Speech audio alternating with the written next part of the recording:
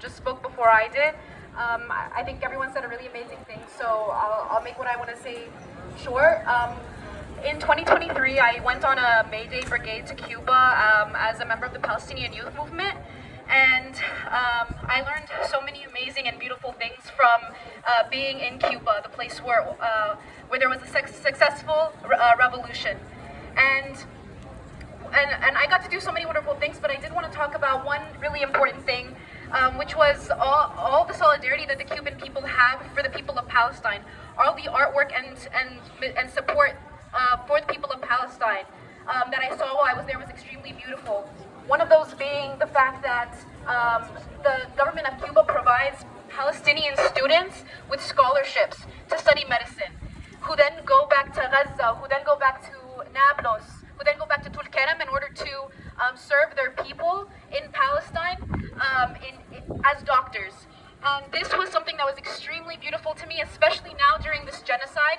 I'm sure that some of those doctors that we see helping patients all over our Instagram feeds while Israel and the US bombs our people in Gaza, some of those doctors were definitely trained in Cuba.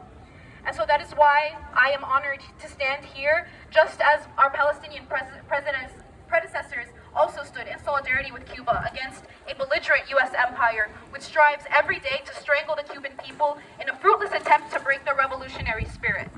Cuba, like Palestine, is not a mere victim of circumstances in a world in which imperialists enact policy in good faith for the betterment of the world. Rather, the blockade is a deliberate and protracted attempt to put an end to the Cuban revolutionary process by denying the people a basic standard of living. For over 6 decades, this has been the explicit policy of every single US president, both Democrat and Republican, and Biden and Kamala are no different. Furthermore, this current administration's refusal to reverse Trump's decision to include Cuba in the list of state sponsors of terror should also be considered nothing less than an endorsement of that policy, showing once again that both parties coalesce to advance the interests of empire. Ultimately, what this is about, what the U.S. government does by enacting this blockade on Cuba is an act of war, and it's about punishing Cuba for having the gall to stand up for itself and to assert its sovereignty. This is something that us as Palestinians are entirely too familiar with. In Palestine, we have a word that encapsulates the defining characteristic of our people in the face of Zionist colonialism and Western imperialism. And that word in Arabic is sumud, which means perseverance or steadfastness. Amidst 75 years of an ongoing Nakba, amidst over a year of genocide, our people have persevered in our struggle for liberation, just like the Cuban people have suffered over 60 years of a suffocating blockade.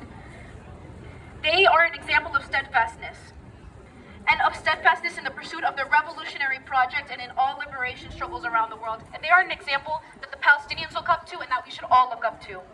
The Cuban masses don't require our sympathy or our charity. Instead, they are deserving of our commitment to struggle alongside them as allies against imperialism and capitalism. And as Che Guevara teaches us, we have a special responsibility to fight the empire from within the belly of the beast. Cuba has been instrumental in our own struggle for national liberation. And when we commit to serve the Palestinian revolution, just as I know all of you have for over the past year, when we commit to serve that revolution, we commit to also serving the Cuban Revolution, and we also commit to serving the world revolution. So viva Cuba, viva Palestine, and long live international solidarity. Thank you.